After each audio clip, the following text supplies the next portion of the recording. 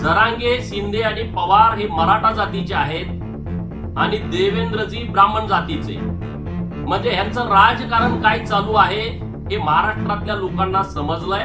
हे वक्तव्य मी कुठे केलंय सांगा ना, कोणीतरी व्हिडिओ दाखवा, व्हिडिओ तर दाखवा ना. शिंदे तुझसे बैर नाही, देवेंद्र खैर नाही असे आदेश सुप्रिया सुळे यांनी दिल्याचा आरोप पडळकर यांनी केलाय आणि त्यानंतर शाब्दिक संघर्ष पेटलाय.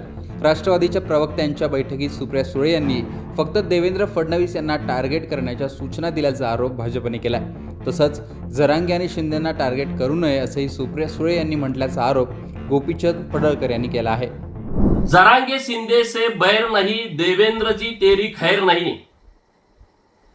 याचा अर्थ जरांगे, शिंदे आणि पवार हे मराठा जातीचे आहेत आणि देवेंद्रजी ब्राह्मण जातीचे. म्हणजे ह्यांचं राजकारण काय चालू आहे हे महाराष्ट्रातल्या लोकांना समजलंय. माननीय मुख्यमंत्री महोदय एकनाथ शिंदे साहेबांनी या प्रकरणामध्ये इंटरफिअर केलं पाहिजे, कारण त्यांचं नाव घेऊन महाराष्ट्रामध्ये संभ्रम निर्माण केला जातोय. माननीय फडणवीसजी यांना सिस्टमॅटिकपणे कसं टार्गेट केलं जात आहे, त्यांच्यावरती कसा हल्ला केला जातोय, तो हल्ला करून घेण्यासाठी काही माणसं पेरायची, विशिष्ट संघटनांना बळ द्यायचं, काही पत्रकारांना हाताशी धरायचं आणि देवेंद्रजींच्या वरती जातीयवादातून टीका करायची, स्वतःला पुरोगामी म्हणून घ्यायचं.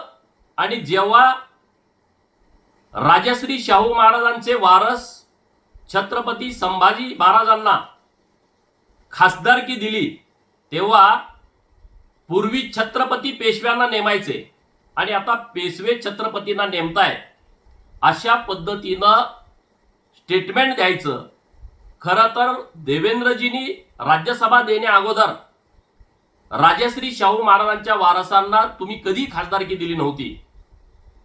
आणि म्हणून आज महाराष्ट्रामध्ये जे जातीयवादाचं विष पेरलं जात आहे त्याकडे जनता शून्यपणे बघते.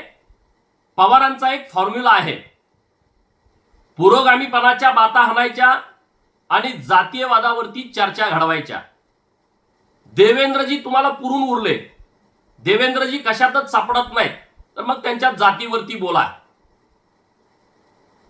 लहानपणापासून शरद पवारांच्याकडून ज्या सुप्रिया सुळे शिकल्या, शरद पवार हे जातीयवादाचं विद्यापीठ आहे आणि त्यामुळं लिंबाच्या झाडाकडून गोड फळाची अपेक्षा करणं गैर आहे.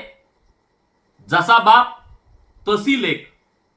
सुप्रिया सुळे पुढे जाऊन हेही बोलतायत की अजित पवारांना सुद्धा सहानुभूती दाखवायची नाही.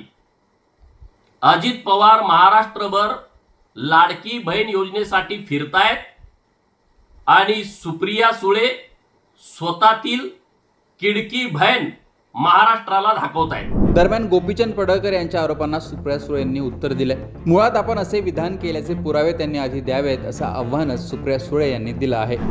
असं कोण म्हणतं? याचा प्रूफ काय मी हे बोलल्याचं? नाही, प्रूफ काय? मी कुठे बोलले सांगा ना, मला व्हिडिओ दाखवा, मी कुठे हे बोललेले आहे. आणि महाराष्ट्राची मायबाप जनतेला माझी स्टाईल बोलायची माहिती आहे. याच वक्तव्यावरून पावसळे म्हणतात जे पोटात होतं ते ओटात आलेलं आहे. हे वक्तव्य मी कुठे केलंय सांगा ना, कोणीतरी व्हिडिओ दाखवा, व्हिडिओ तर दाखवा ना. मी विनम्रपणे भारतीय जनता पक्षाला हात जोडून विनम्रपणे विनंती करते, मी हे जर बोलले असेल तर त्याचा व्हिडिओ दाखवा. आपण असं विधान केलं नाही असा दावा सुप्रिया सुळे करत आहेत. पण काही माध्यमांनी सुप्रिया सुळेंनी विधान केल्याचं वृत्त दिलं आहे. त्यामुळे शिंदेंना टार्गेट न करता फडणवीसांना टार्गेट करून महायुतीमध्ये मतभेद निर्माण करण्याची खेळी आहे का, अशी चर्चा आता राजकीय वर्तुळात सुरू झाली आहे. तुम्हाला याबद्दल नक्की काय वाटतं ते कमेंट बॉक्समध्ये लिहा. लोकमतचं यूट्यूब चॅनल सबस्क्राईब करा.